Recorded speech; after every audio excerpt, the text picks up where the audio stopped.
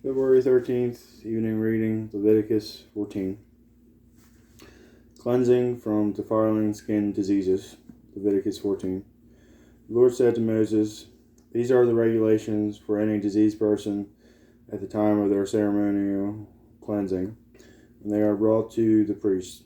The priest is to go outside the camp and examine them. If they have been healed of their defiling skin disease, the priest shall order that 2 live clean birds and some cedar wood, scarlet yarn, and hyssop be brought for the person to be cleansed.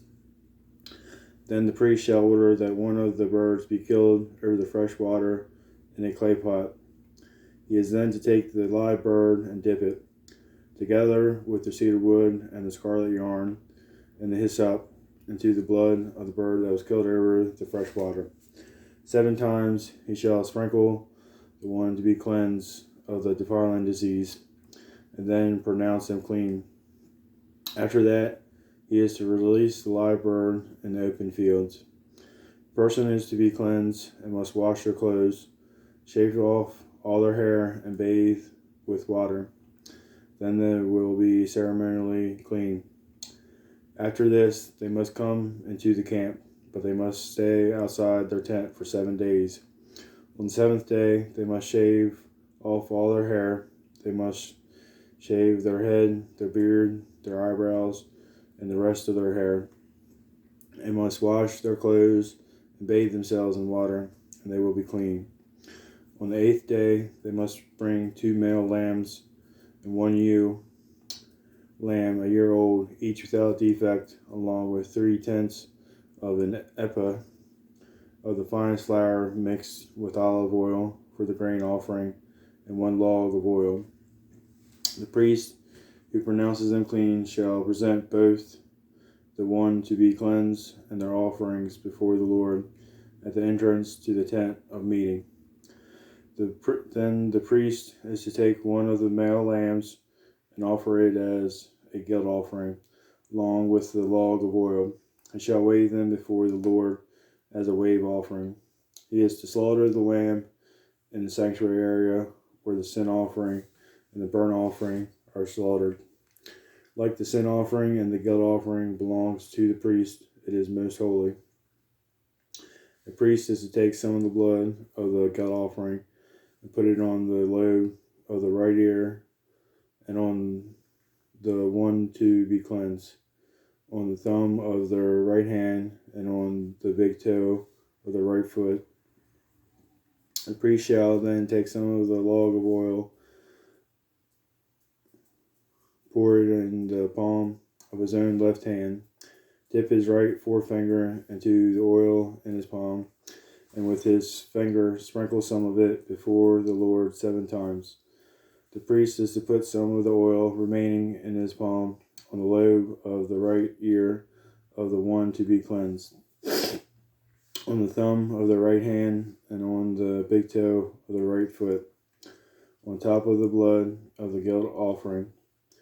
The rest of the oil in his palm, and the priest shall put on the head of the one to be cleansed, and make atonement for them before the Lord. Then the priest is to sacrifice the sin offering and make atonement for the one to be cleansed from their uncleanness. After that, the priest shall slaughter the burnt offering and offer it on the altar, together with the grain offering, and make atonement for them, and they will be clean. If, however, they are poor and cannot afford these, they must take 1 male lamb as a guilt offering to be waved to make atonement for them, together with 1/10 of an ephah of the finest flour mixed with olive oil for the grain offering, a log of oil, and 2 doves or 2 young pigeons, such as they can afford, 1 for a sin offering and the other for a burnt offering. On the 8th day, they must bring them for their cleansing to the priest at the entrance to the tent of meeting before the Lord. The priest is to take the lamb for the guilt offering, together with the log of oil, wave them before the Lord as a wave offering. He shall slaughter the lamb for the guilt offering, and take some of its blood, and put it on the lobe of the right ear of the one to be cleansed, on the thumb of their right hand, and on the big toe of their right foot. The priest is to pour some of the oil into the palm of his own left hand, and with his right forefinger sprinkle some of the oil from his palm 7 times before the Lord.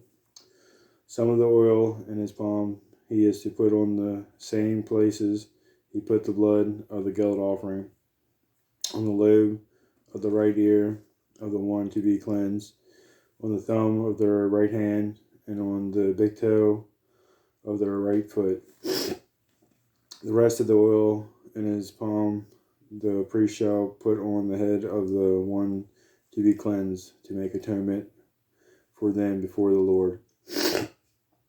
Then he shall sacrifice the doves or the young pigeons, such as the person can afford, one as a sin offering and the other as a burnt offering, together with the grain offering. In this way the priest will make atonement for the Lord on behalf of the one to be cleansed. These are the regulations for anyone who has a defiling skin disease and who cannot afford the regular offerings for their cleansing. Cleansing from defiling molds.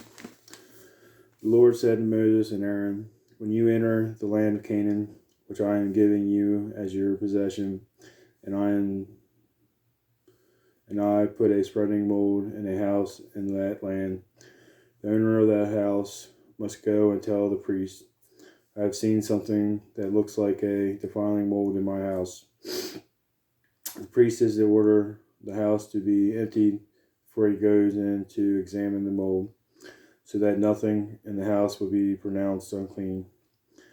After this, the priest is to go in and inspect the house.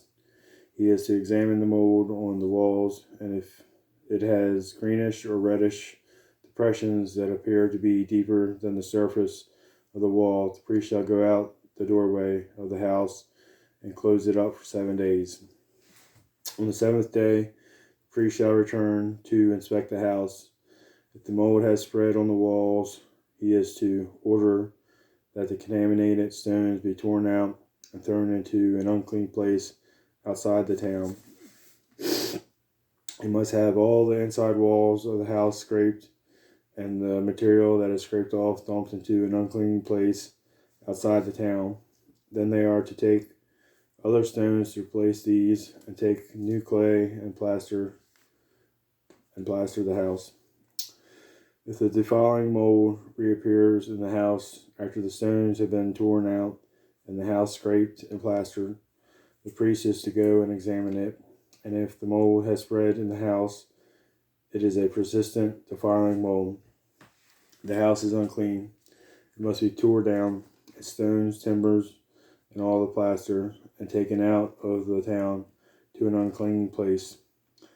Anyone who goes into the house while it is closed up will be unclean till evening. Anyone who sleeps or eats in the house must wash their clothes. But if the priest comes to examine it, and the mold has not spread after the house has been plastered, he shall pronounce the house clean, because the defiling mold is gone. To purify the house, he is to take 2 birds and some cedar wood, scarlet yarn, and hyssop. He shall kill one of the birds over fresh water in a clay pot. Then he is to take the cedar wood, the hyssop, the scarlet yarn, and the live bird, dip them into the blood of the dead bird and the fresh water, and sprinkle the house 7 times. He shall purify the house with the bird's blood, the fresh water, the live bird, the cedar wood, the hyssop, and the scarlet yarn. Then he is to release the live bird in the open field outside the town. In this way he will make atonement for the house, and it will be clean. These are the regulations for any defiling skin disease, for a sore, for defiling molds in fabric or in a house, and for a swelling, a rash, or a shiny spot, to determine when something is clean or unclean. These are the regulations for defiling skin diseases, defiling molds. Concludes our reading.